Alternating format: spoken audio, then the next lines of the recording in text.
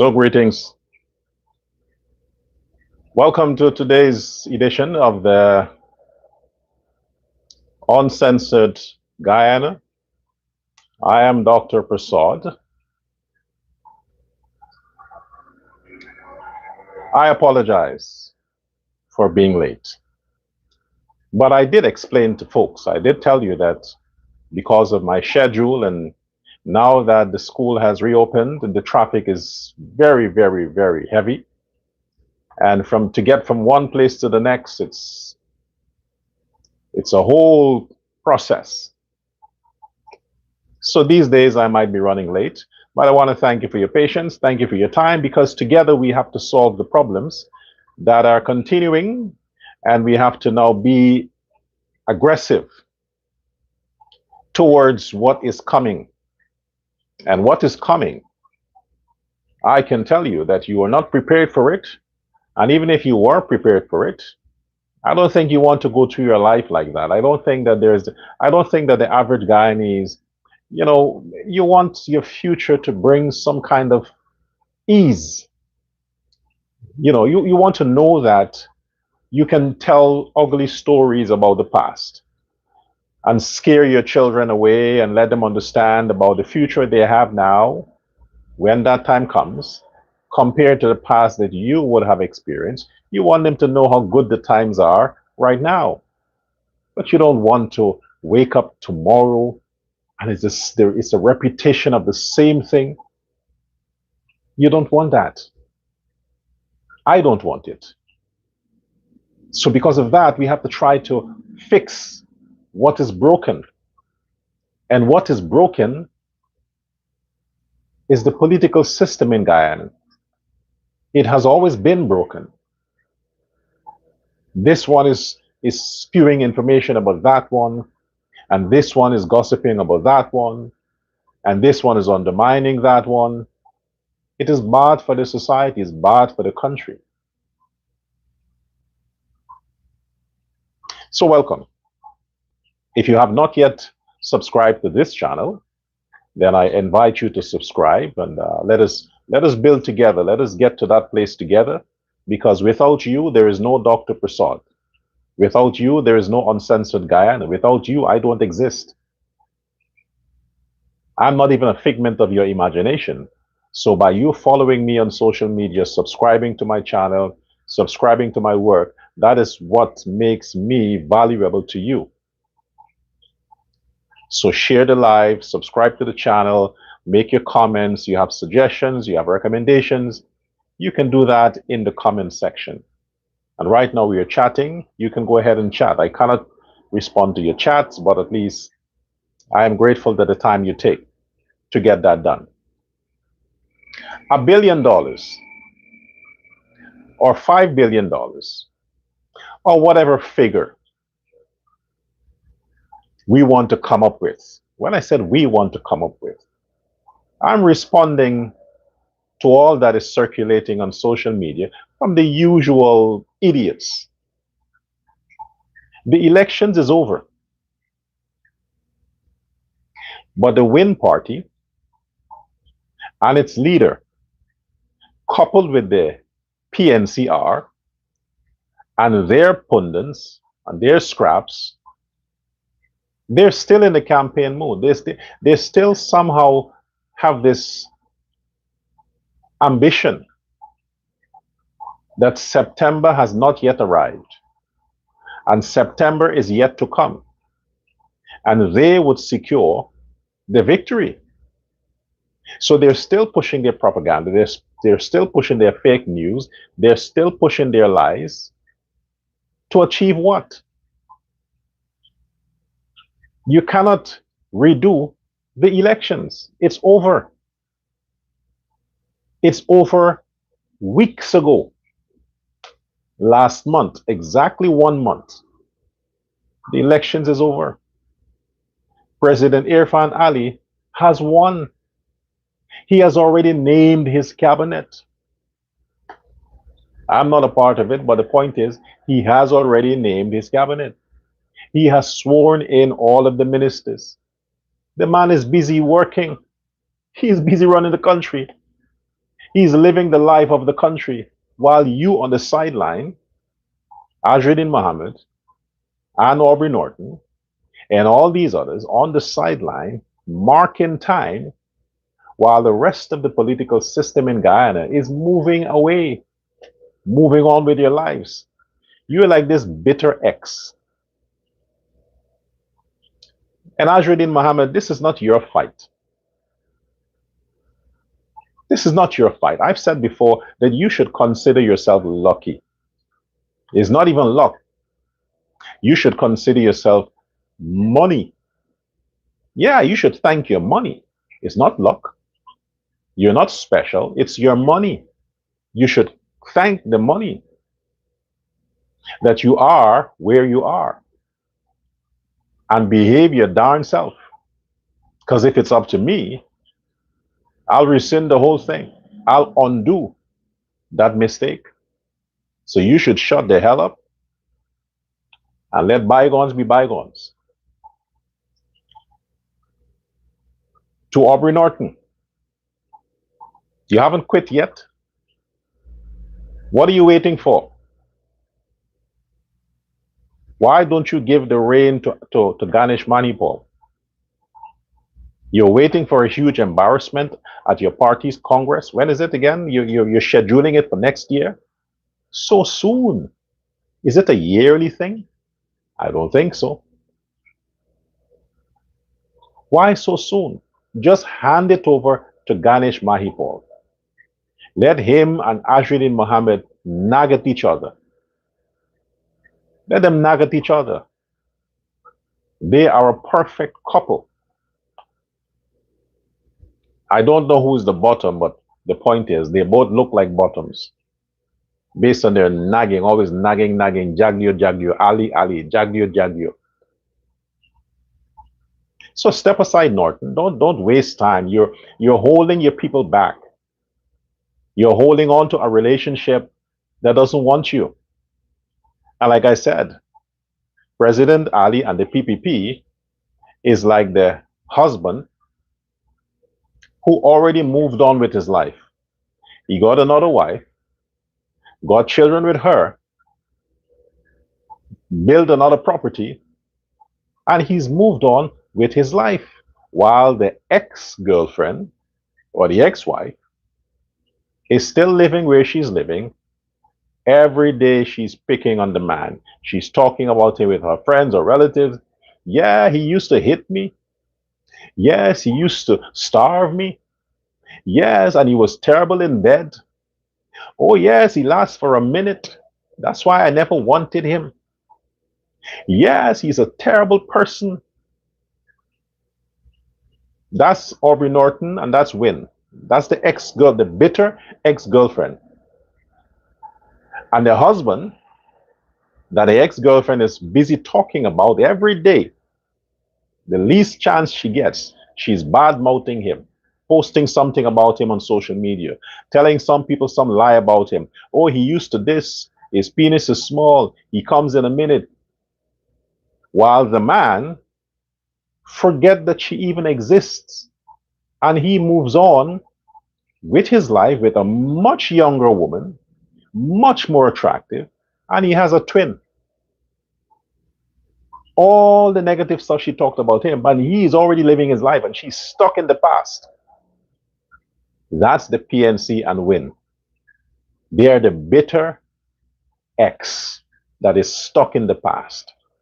The PPPC, President Ali and the PPPC and the country have moved on. We are now a month ahead. And they're still stuck in October, in August. They're still stuck in August 2025. And we are in October 2025. But why this matters? It is because they are still using that racism, that racist rhetoric, that divisiveness, that bitterness. They're still using it and they're contaminating the present with it. So there are persons who would have wished to forget about all that happened in September, in October, in August. They want to forget about it. There you have the bitter ex Azriddin Muhammad and the bitter, ugly ex Aubrey Norton still pushing negativity, still pushing conspiracy theories, still pushing racism. And they're getting the children to go buy the drugs for them in the shop. Yes, when you get young children who are still breastfeeding to come in front of a camera and talk stuff that you taught them as to what to say against a government that they should be raised to learn to respect the authority and their elders. That's the same like sending that child to get to the ghetto to buy you some marijuana, to buy you some drugs or some condoms, because you are too chicken and too much of an asshole to do it yourself. So that's what you're doing, Azriddin Muhammad. All them children that you are using to peddle your nonsense and your lies, thinking it's nice, it's cool. That is what you are doing. It's not what I'm saying. That's what they're saying. So I would keep pushing that the president should suspend the parliament, leave it suspended. You can imagine you're saying that the PPP spent billions on the campaign trail and I didn't get a cut? And I didn't get a cut of that? Are you serious? Are you trying to piss off people? To say, hey, look, the PPP, they had a huge budget. They spent billions. On what? On what? Them t-shirts? The music set and the tents? On what? Where does this billion, where did the billions go? It didn't come to me. And I'm sure a lot of the prominent people on social media, they didn't get anything either. So where did the billions go? Did you, Aubrey Norton and Azriddin Muhammad, did you write the check? Did you write the check? Did you make that donation? No, you didn't. Because if you had made the donation to the People's Progressive Party Civic to help to fund the campaign, and it amounts in the billions, what does that got to do with the state's money? What does it got to do with the state's money? You people cannot accept the fact that the black people, the decent Afro-Guyanese, voted in their tens of thousands for Irfan Ali. You can't accept the fact. You think that the PPP had to pay all the black voters $1 million each to go and vote for the PPP. That's how come the PPP earned more than 50,000 extra votes. You think they bribed those black people? You think they bribed the black people to vote for them? You can't wrap your head around the fact that Guyanese genuinely, sincerely wants President Irfan Ali to have a second term. You people can't wrap your head around that. What disqualifies the man from having that sentiment, from having that hold and that kind of not influence, but loyalty from the Guyanese people? What disqualifies him that the people wouldn't feel that way towards him? Tell me what. Is he a criminal? Has he been convicted of any crime? Is he a drug dealer? Did he embezzle money from the state's funds? Is he a racist? Those are things, if it is on the record that a candidate is guilty of those things and that candidate somehow excels at an election, then you have a question mark. But what would disqualify President Ali from the great victory that he has achieved? What? Nothing. The man is clean as a whistle. clean as a whistle. He is the most transparent leader in the history of Guyana's politics. People trust the man. They trust President Ali. That's why they voted for him. And trust me on this, it wasn't easy for the president to attract Afro-Guyanese voters. That was a difficult task because Black people are suspicious of everything and everyone. It wasn't easy. And I didn't help to influence Blacks to vote for President Ali. Remember that. I'm not one of the person who helped. Remember that.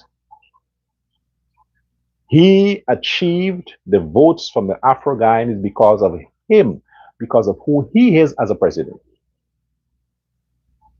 The Blacks like him because he's cool, he's humble, he's a people person. He goes anywhere, he talks to anyone, and he likes to hug people. That's why they love him. They see him as an extension of them. That's the reason why. When they cry, he cries. When they're hurting, he's hurting. Look at all the things he faced with that unfortunate case, the Adriana case. Look at all the criticism. Look at all the fake news. Look at all the bombardment that President Ali faced. But he still reached out. While he was confronted by the relatives in an insultive way, he still reached out. He calmed, humbled, and consoled the relatives to the point of investing money from the state to bring foreign doctors, foreign investigative team, because their pain was his pain.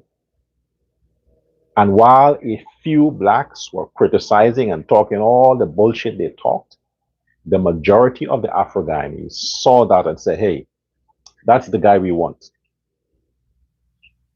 He is the real Christian. That's the Jesus guy there. That's the guy we want. Ali is the guy we want. We are voting for him. That's a human. Why don't you look at those possibilities? Look at those possibilities. Not everything is about money. You think because of the fact that the majority of the business in Guyana are owned and operated by Indo-Guyanese, by default they're PPP, therefore they invest in the campaign of the PPP? I'm sure a lot of the records are there. You can go and check and see how many donors the PPP had that are Indo-Guyanese. Don't get it twisted. Indo-Guyanese are not that generous. They're not that generous. So you think because a large percentage of the Indians are rich, it means that the PPP as a party is rich? No. They ain't investing their money in politics. The donations that came to the PPP that funded the campaign rally largely came from the Guyanese people. All the dinners they had, all the events they had where people had to buy a ticket, most of the money came like that. It weren't from businessmen. The PNC, their 300 million that they got money from business, the business community. Because Black people didn't give them their money. Their 300 million plus that the PNC got, that they declared, that's what they declared. You think that's exactly what they got? No, they just declared they got that. It could have been $1 billion. They could have gotten $1 billion for the campaign. They told you it's 300,000. I don't believe it. They had to justify why they did not invest largely in the campaign. They had to justify that. And their way of justifying it is to say, well, because Mohammed outspent us. He did. But it's not true. Lies and lies and lies and lies again. These are politicians. Remember that, right, folks? These are politicians. Ajudin Muhammad can say that he invested 10 billion in his campaign. He can say that. Where is the evidence? He would have to submit that as charity in his tax return. He don't pay taxes on that. So the more he invests is better for him. But did he? Did he invest that kind of money? Of course not. But how are we to prove that? We can speculate based on the fact that the man's personality, the fact that he's a hustler, the fact that he's an opportunist, and the fact that he is the number one liar that will be in the parliament. Hopefully not. He'll be the opposition liar in chief, pretender in chief. That's what he will be. So this crap about the billions the PPP invested in the elections, they're insinuating that the money did not come from the donors. The money came from the oil fund. That's where they're going with that. The government, the PPP took money from the government, from the state, from the treasury to fund their campaign. This is what this is all about. So they're building a stage now to delegitimize the president of Guyana. Fraudulent elections. They took money from the state and all these kinds of stuff. But it's not true. Because you have to use your common sense. Everything is audited. Every cent is audited. The president can't write a check and say, I'm going to send a check to Dr. Prasad for 100 million from the state. Shit don't work like that. No politician can do that. No government can do that.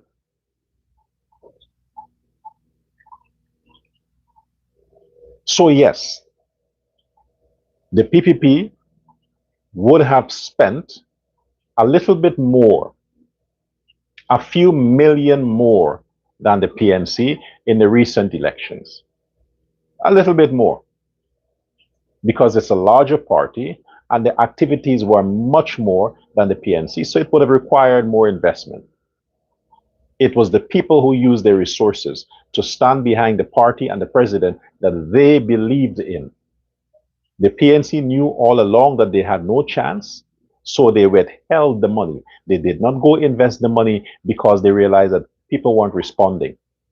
Why would you hold a party for 1,000 people when you know very well only 100 signed up? And from the 100 that signed up, you may just get 40. So you cater for 60. That's what the PNC did. The rest of the money, they pocketed. Am I accusing them? I'm speculating. Conspiracy, right? You guys are good at that. We are all conspiracy theorists. You can have a conspiracy, I can have a conspiracy. We're all that. Justify, where did all these guys get money from? Benchcop, Burke, Smellywell, and all these people. You justify who paid them. Where did they make their money from during elections? As a matter of fact, they're still getting funding. From who? You're honestly telling me that black people are sending money to those idiots? Black people are going on Zella, are going on all of these cash apps, and are sending money to Benchcop and Mellywell and Burke. You're really telling me that? No, they're not. They're not. Blacks are not that stupid. These people are funded by business people that are funding the PNC, like Ajruddin Muhammad and this Campbell guy and others. They're funding them. It's not the same with the PPP. The PPP, they're putting systems in place so that Guyanese can get access to opportunity that will better their lives. Open a business, continue your studies, get a scholarship to go somewhere. It's all about opportunities so that the Guyanese can improve their lives, can better their lives. That's what the PPP is doing. That's what the president is doing. The whole plan with the credit system and the bank system is all geared to help the Guyanese, to facilitate the growth, the boom of the economy and the country. That's what it's for. It's not to give you money to throw a party and to invite a few ungrateful people that will cuss you after that and say the food was too small amount, it didn't taste good, or how did the person dress like that? Oh, it was not a good place. They don't give money for that. It is important that the Guyanese public understands this because they have the tendency to peddle, to further continue these kinds of talking points. And it endangers, it works as a stumbling block towards the progress of the country. And it is very bad, it is very dangerous. It has to stop. The president and his cabinet deserves our respect. I'm not criticizing the Home Affairs Minister anymore. Not yet. Because I like what I'm seeing. Maybe I underestimated women. I'm going to give her a break. I like what I'm seeing. Yes, if a police officer wants to go through all of their hardship during the course and the training and to get certified, to get on the job, if he or she, after all of that, want to risk losing that job, being fired by being corrupt or taking bribe, it's on them. It's on them.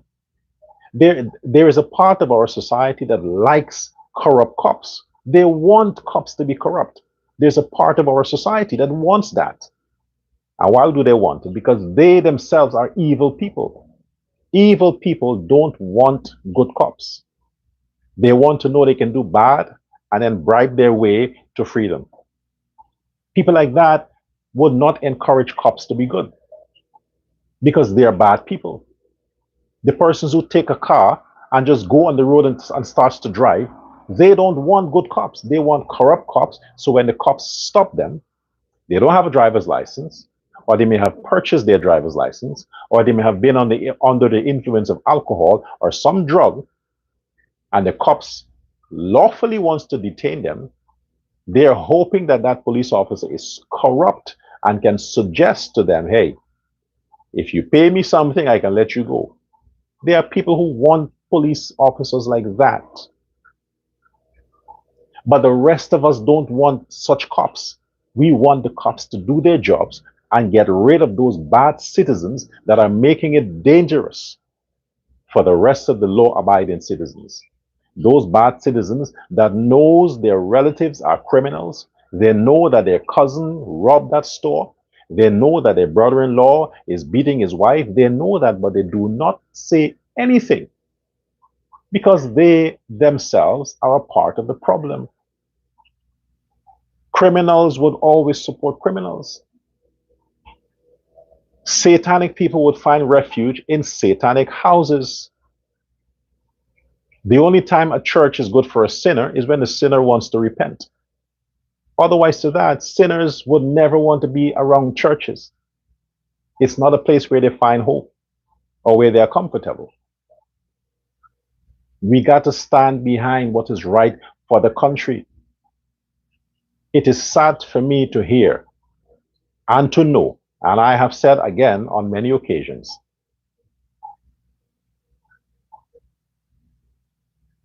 people need to go back to Guyana. The PNC always had a plan since the Barnum time. It's the weapon that Barnum used. Create racial animosity, divide the races, build fear amongst the Indo-Guyanese so they leave the country. The PNC hold was 30%, remember that. And the PPP had 70% of the country. Now it's reversed. In terms of population, it seems like the Indo-Guyanese population is a meager 30%. And everybody else makes up the 70%. How did that happen? How did that happen?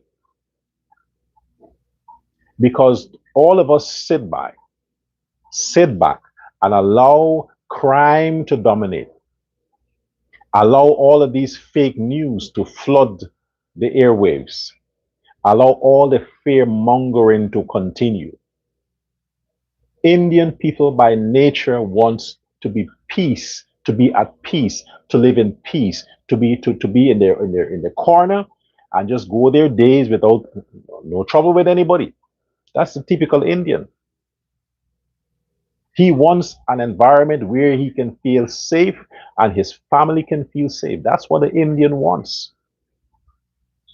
But if he lives in a country where in the village that he lives, he can't even feel safe walking to the shop, he has to worry about his wife and his daughter, especially his son. What do you think he'll do? If he has the opportunity to leave the country and take his family with him to a safer place to live, don't you think he'll do that? It is not that he's unpatriotic or he hates Guyana. No, family first. That's the Indian culture. Family first. The country has to put systems in place to also put families first, their provision and their safety. The Indo-Guyanese wants to be secure and he wants to know that he has food in his house for his children. Those two things. If the country cannot guarantee that those people that, what do you think they'll do? They would leave. Not everybody can struggle like the black man. Not everybody can go hungry like the black man. Not everybody can do these odd jobs and work in the sun the whole day and then do security at night like the black man. Not everybody can do that. If the other races refuse to do that, then why do you blame them? You have to blame the governments that continue to fail the people. I also said it's not because when they said they had a low turnout of votes, the low turnout of votes could very well be that people were not in the country. The blacks were not around and the Indians were not around. That could be responsible for the low turnout of the votes in 2025. It could be that people choose not to go back. And why would that be the case? Safety. Safety, safety, safety. With all the crime statistics, with all the propaganda about crime is dropping and crime is this, still Guyanese don't trust the numbers. The Guyanese still don't trust the law. They don't trust the police, and definitely they don't trust the politicians. They don't.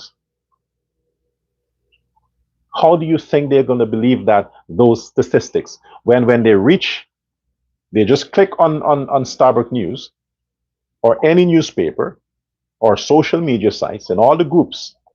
What do you think they see circulating? Violence, crime, robbery, murder in Guyana. Every neighborhood you can say there is something. That's what they see. And then to them, they say, you know what, fuck it. I'm going to Canada. I'm going to Mexico. I'm going to England. They divert.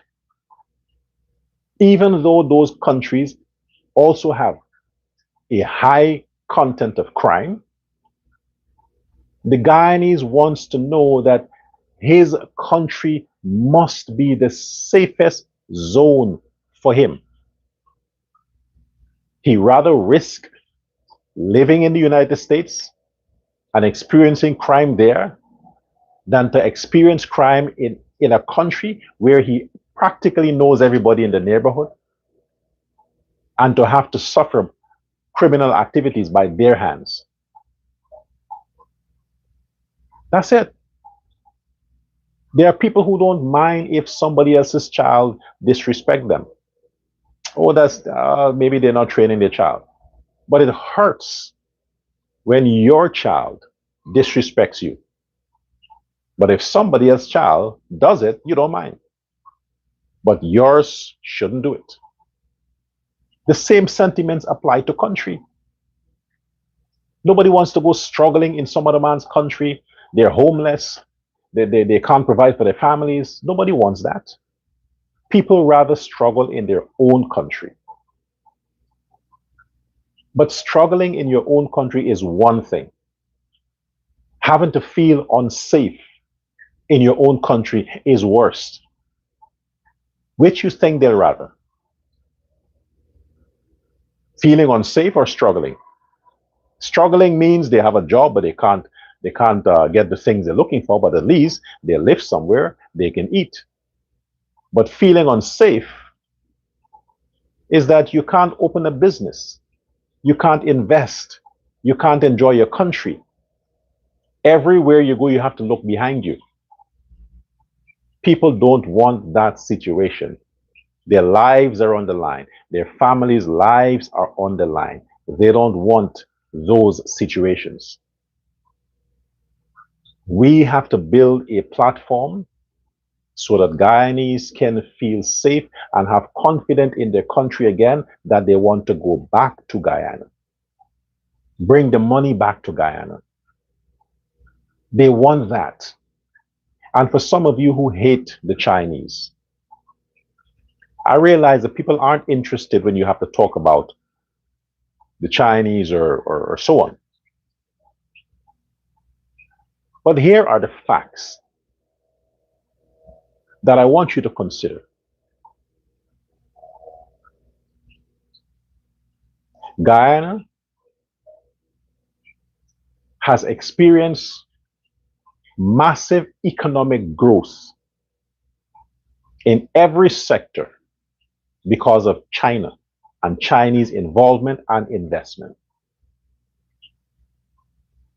You cannot blame the people if they trust their own workers. If a Chinese company knows that they can pay a Chinese $100 a day, and that Chinese employee is going to work 14 hours a day without complaining, why would that company want to hire a Guyanese that would not work for $100 plus only works 8 hours? And you have to provide all kind of facilities for him. Companies wouldn't do that. This is why a lot of American companies, they move their businesses to China and India and Asia and these places. Because American companies can't deal with American workers. They don't turn a profit over. You can't blame these companies. Guyanese would not work for the wages these companies are paying the Chinese or the Indians from India. Guyanese wouldn't work for that. But the same Guyanese who refuses to work for $100 a day because it's too cheap, those same Guyanese wants to go into the supermarket and buy a product that is worth $500 for $50. When it comes to their money, everything must be cheap for them. But when it comes to their labor, no.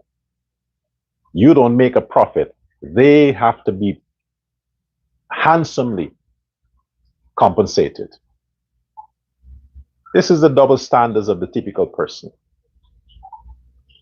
So we might talk what we want to talk about the Chinese, but it is because of the Chinese, a lot of persons in Guyana can afford a smart television. Consider the abuse that you experience by these other companies like Courts and these other companies. The Chinese came into play, and a lot of persons can afford smartphones. They can afford pirated Nike and all kinds of stuff. They can afford it. You can't tell the difference. It is because of the Chinese. Also, a lot of Guyanese businesses in the past, at 4 o'clock, they close their doors. Supermarkets are closed for lunch. Yes, you remember that, right?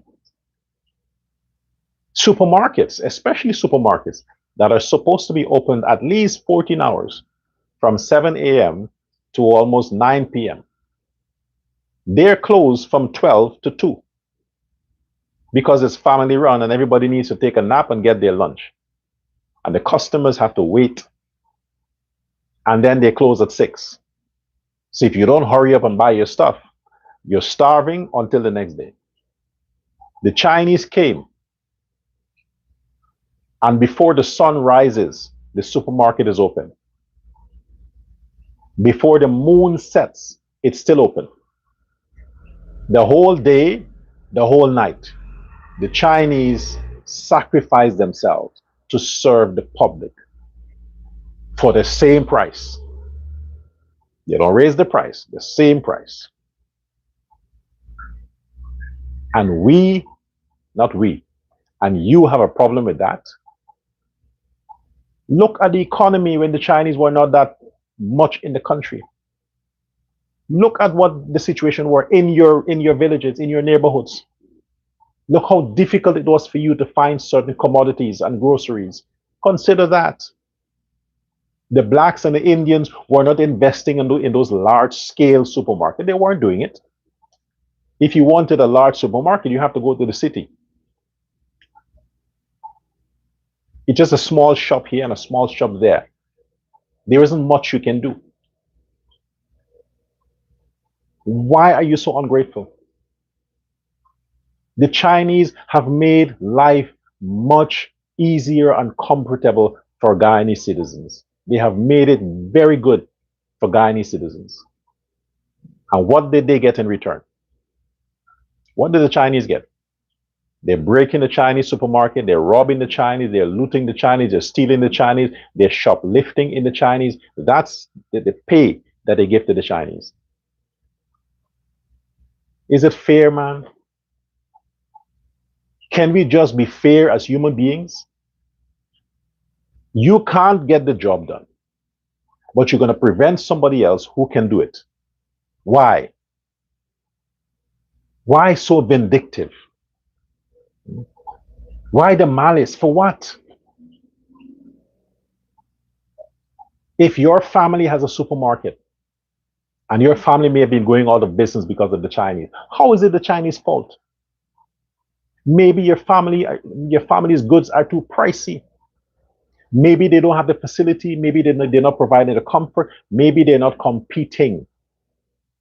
When it comes to people's money, people are loyal to themselves.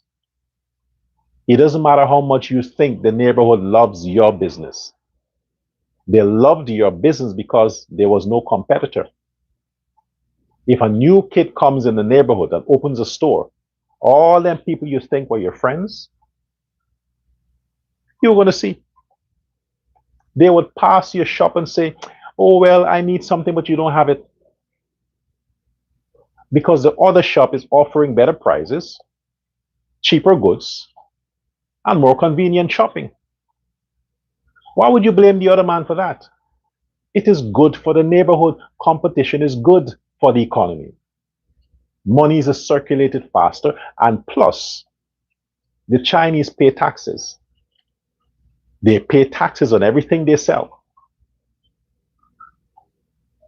So when somebody says, but China buys nothing from Guyana,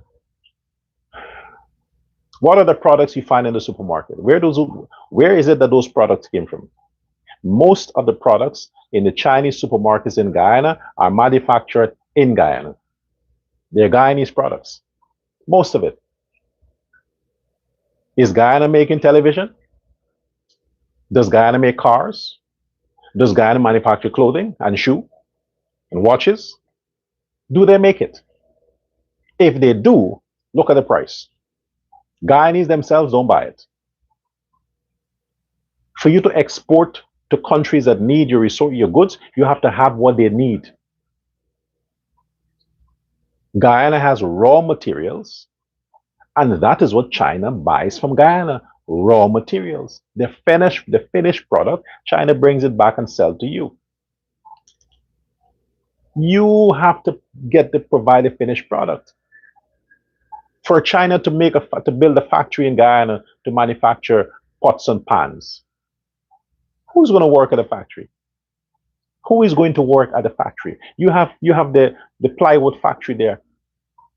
You have the gold um, mining operation. Look at how those Guyanese in the plywood factory, in the gold factory, in the wood factory, look at how they're giving hell to the Chinese. Look at the difficulties the Chinese has to face with the Guyanese employees. Look at the problems they're experiencing. Now, if the Chinese fire all of them and just bring Chinese workers, don't you think the Chinese will turn a better profit? They will. But they're complying with the rules of engagement, so they hire Guyanese workers. But the Guyanese workers are not cooperating. They're giving the people a hard time. They want too much for little. You see that Irfan Ali River Bridge? Thank you, President Irfan Ali. You should name the bridge after you. Don't just commission the bridge. It should be called Irfan Ali River Bridge. Let us say that 90% of the staff, the people who worked on that bridge, were all Guyanese. You think it would be finished? Let's be real.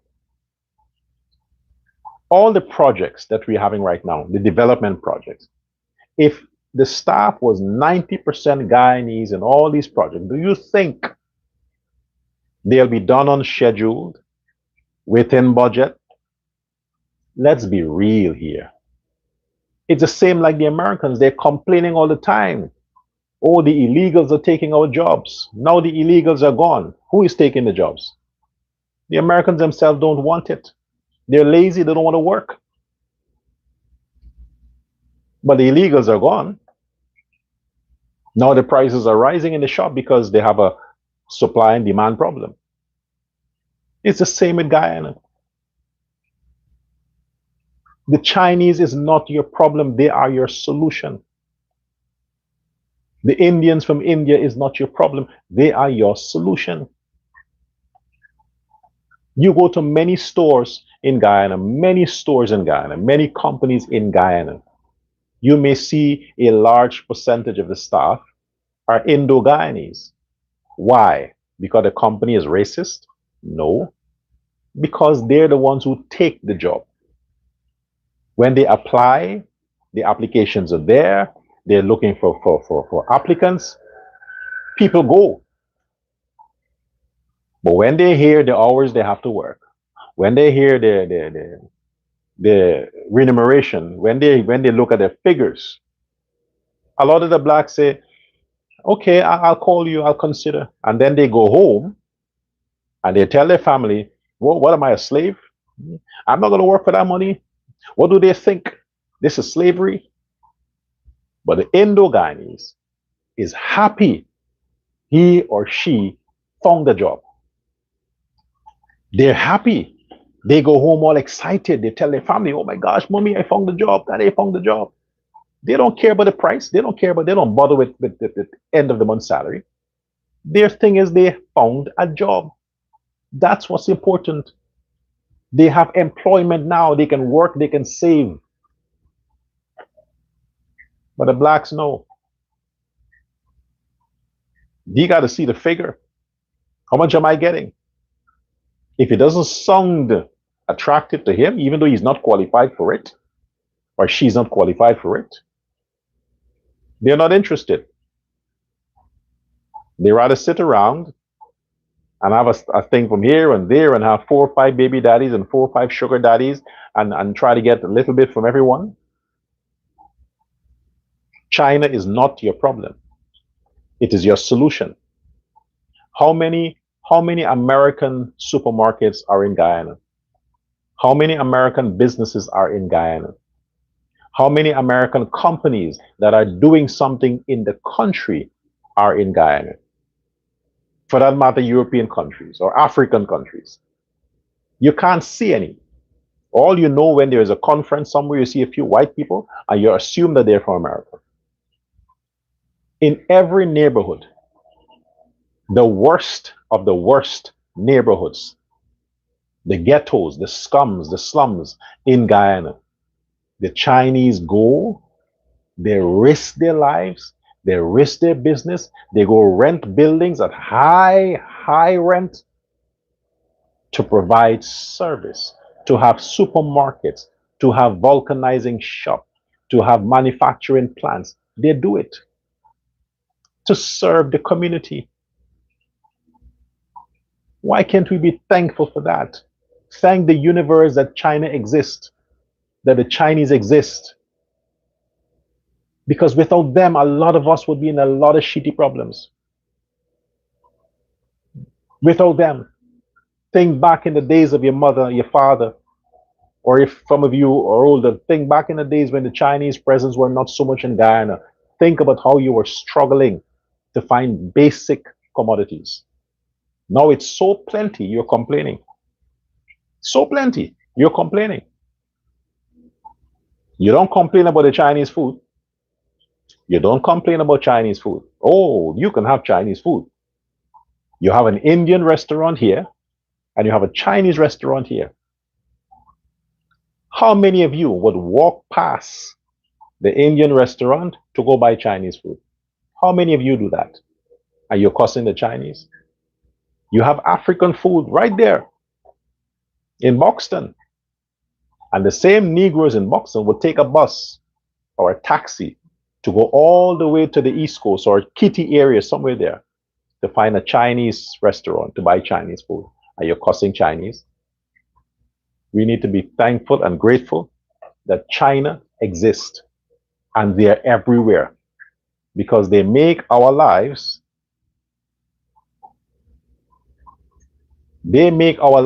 much, much easier for us. So I would love if Guyana embraced more of the Chinese values, Indian values, the two cultures that are mostly intertwined. The two cultures that are mostly intertwined is India and China. Because when you have the Hindus, you have hundreds of millions of Chinese that are Hindus. You have hundreds of millions of Indians that are Buddhist, because Buddha is from India. All the Chinese gods are from India. So it's an intertwined culture, China and India. It's politics, geopolitics, and the British and the Americans that pushed all this negativity and think that, oh, you're different. No, they're not different, the same. Identity the same. So embrace China and India. Guyana needs more of that. You want your country to grow, don't scare people away. We have a population decline in Guyana. We need people to go back, invest, and to live in the country. But we have to solve the problem of crime. We have to solve it. Deal with crime the way they deal with crime in India and China. Handle it like India and China. As a matter of fact, handle it like China. Don't deal with crime like America. America is the crime capital of the world. The worst of the worst is there. Don't handle crime like them. Handle crime like the Chinese. Surveil the citizens like the Chinese. You think people are not free in China? That's the biggest democracy. They're more free than anywhere else. But crime is zero almost because of the system, because of the laws, the way they police themselves, the way they monitor crimes. Because that's what we should do as Guyanese. And you have to look out for all of these pundits on social media that continues to spew out these lies. They're spewing out the lies and they're causing a bad cast to come over that country.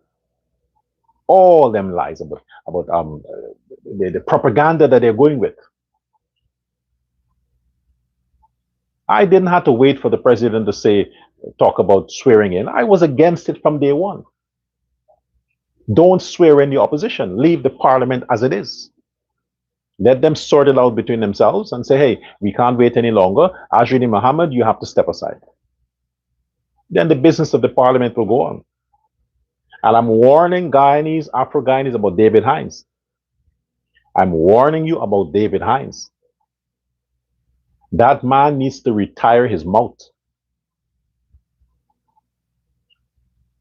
You need to retire your mouth, David Hines. You are a poison to the Afro Guyanese. They don't listen to you, but the few of them that listens to you, you're a danger to them.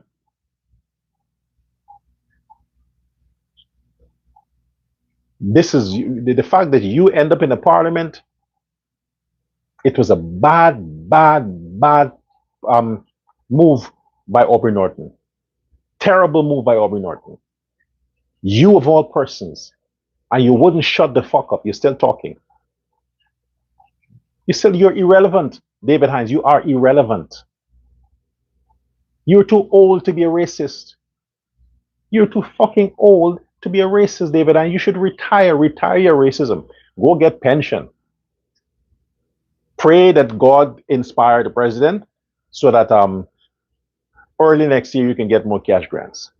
But you are an embarrassment, David Hines. You got to stop this nonsense. You're talking about setting example for the young. What example you're setting? You're not even setting example for the seniors. Why are you so bitter, man? Because Barnum died? Why are you so bitter? A lot of you are getting money from the Indo-Guyanese. A large percent of the people who donated to the PNC are Indo-Guyanese. Black people don't have money. Where are they going to find money to give the PNC? Indo-Guyanese donate to the PNC, and yet you have people within the PNC that are pushing this racial rhetoric continuously. You will think that they hated the Indians so much, but there's only one Indian that they hate, and that's Bar Jagdeo.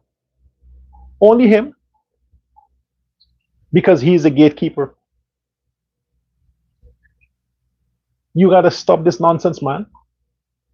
And I'm calling on the blacks to denounce, withdraw yourself from the PNC, step aside from the PNC, denounce yourself from these David Hines people, and please, for the good of yourself and your ancestors, to Afro Guyanese, stop sharing these people's stuff on your social media. The world is watching. You don't know where you might end up. And if you're pushing these talking points from people like Hines and these other people, you're putting your own safety and security in jeopardy. Because when you travel, you go places and your name shows up, your digital footprint would accompany your name. Then they will see, hey, oh, this is one of the racists in Guyana that used to push these anti this and anti. You don't want that. Free yourself from them. They're bad for you. The PNC is a dangerous party. They should be dissolved. Put Manny Paul there. They're a bad party. All these people, Walter, Manza Walter, all these people, they are terrible, terrible, sinful people. Guyanese, Afro Guyanese, you need to denounce them, step away from them, and step with the PPP. President Ali is the only person that has been trying his utmost to unite that country. And he's still trying it despite all the arrows, despite all the poisonous lies that are coming out of the PNC. President Ali is still coming out with a smile, debunking all of that fake news, while at the same time giving everybody a fair chance to compete. Imagine the Starbucks News. Of all the newspapers, without sponsorship, without advertising from the government, without support from the PPP, Starbucks News is out of business. They're a thing of the past. Nobody reads that paper. It's a failing paper. Who reads that paper? Nobody reads Starbucks News. But yet they're one of the key medium that spews all of these fake news, all these lies against the president and against the PPP. Cut their funding. Stop advertising with the Starbucks News. It's the taxpayers' money you're putting there. And if they're going to join in the team to discredit the government, why are you giving our tax money to Starbucks News? Stop advertising in the Starbucks News. All the newspapers, all the newscasts that are pushing propaganda, pushing fake news, and are looking to create disturbances and disunity in the country, stop funding them. Don't give them government contracts. Don't give them advertising. Stop it. Because you are subscribing towards your own destruction if you keep giving money to Starbucks News and all these other people. Let them go into their base. They're not important anymore. They're irrelevant. Anyway, until next time, have a good day.